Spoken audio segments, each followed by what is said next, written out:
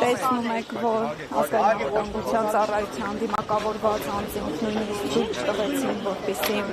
փաստաբանը մոտենա Միքայել Սրբազանին, նրան քրելով այստեղ հավաքված լրատվամիջոցի ներկայացուցիչների եւ քաղաքացիներին Միքայել Սրբազանին ուղեկցեցին դեպի քննչական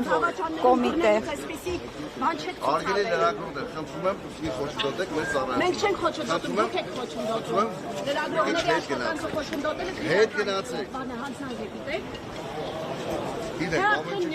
բոլշևիզմն է, խոսքի ազատությունն էլ արդյունքված է։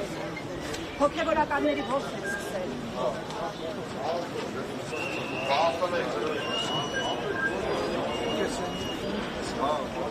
Աղացեի հաղթանդան սպաներ, սապրահարում են դες, ադրբեջանցիները։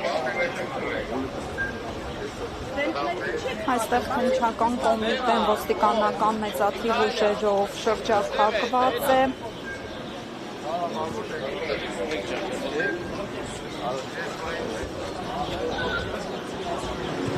Ահա տեսնում եք ազգայնավտանգության ծառայության դիմակավորված աշխատակիցներին, որոնք այստեղ ուղեկցեցին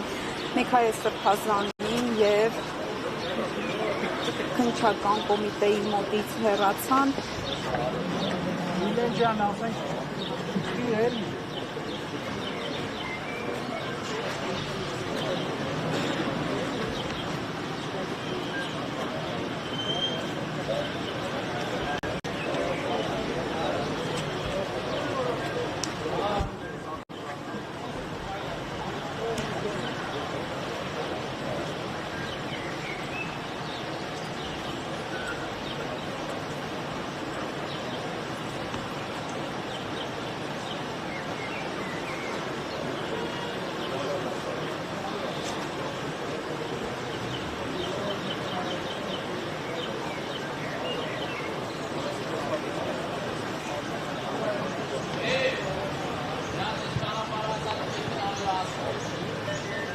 Նշեմ, որ իշխանությունները Միքայել Սրբազանին մեղադրում են իշխանությունը զավթելու կոչեր հնչեցնելու մեջ, ըստ այդմ էլ հարուցել են քրեական գործ եւ նրան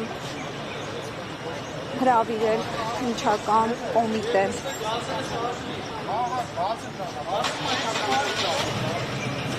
Այսօր վաղ առավոտյան մի քանի անգամ իրավապահները ազգայնավտանգության ծառայության դիմակավորված աշխատակիցները փորձեցին բերման ենթարկել Միքայել Սրբազանին մայրաքողի տարածքից, սակայն քաղաքացիները ցույց տվեցին,